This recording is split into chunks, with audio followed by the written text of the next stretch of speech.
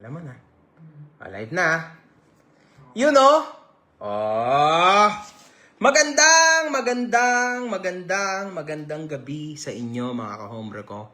Kamusta po ang lahat mga kahombre ko? Kamusta kayo?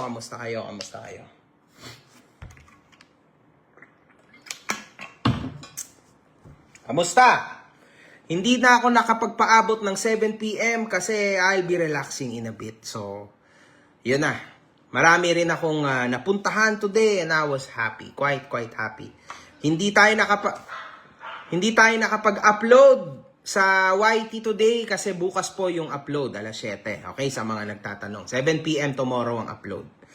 Yon, so ang dami na nagko-comment and you guys most probably are waiting for my announcement kay Casper. So wait lang tayo ng konti. Mga kahombre ko, mabilis lang to . Like, mabilis lang talaga to. Pagkasabi ko nung gusto kong sabihin, I'm out. Kasi, syempre, baka marami pa akong masabi, hindi pwede yun, di ba? Kailangan pagkakitaan. Ito kasi, wala naman ang pagkakakitaan dito, Di ba? Paano natin gagatasan si Norman Gusgusin kung wala naman tayong kita dito? Oh. Yan na. Ilan ang views? Boy. 1K. Ayan. 1,000 viewers. So, ready na ba kayo? So, ito yan, mga kahombre ko, ha? Dear Casper! Casper!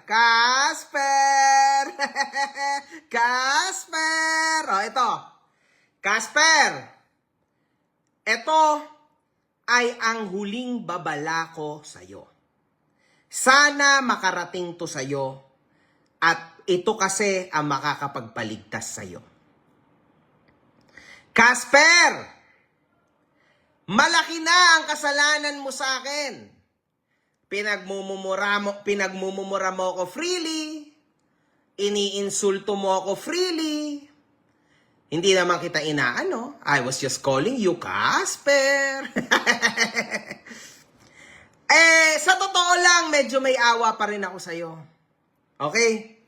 Now, ayaw kitang madamay kay Gusgusin. So, binibigyan kita ng 48 hours. 2 days, Casper. Ano bang araw ngayon? Wednesday. O, Thursday, Friday ulit. O, appointment natin, Friday. Friday ng gabi. Gantong oras, 7 p.m. ng Friday. Seryoso na ako. Kapag ikaw hindi umalis kay Norman Gusgusin at hindi ka lumipat sa akin, magiging malungkot ang Pasko mo. Hindi ako tulad ng amo mo na puro tokis lang. Hindi ako tulad ng amo mo na puros kasinungalingan. Kapag sinabi ko, unfortunately, nagkakatotoo. So, you will need to be careful sa next decisions mo. I saw you na ikaw ay medyo atrasabante. Mumurahin mo ko, hindi mo ako mumurahin. Tatarantaduhin mo ko, hindi mo tatarantaduhin. Pinapakyuhan mo ko matapos na lang yung utos sa'yo ng amo mo, di ba? But this is serious, man. This is very serious. Kung ito ay makakaabot sa'yo at makikita mo itong pagmumukhang to, ibig sabihin dapat matakot ka na. At dapat maging thankful ka. Kasi hanggang sa huli, gusto kitang isalba.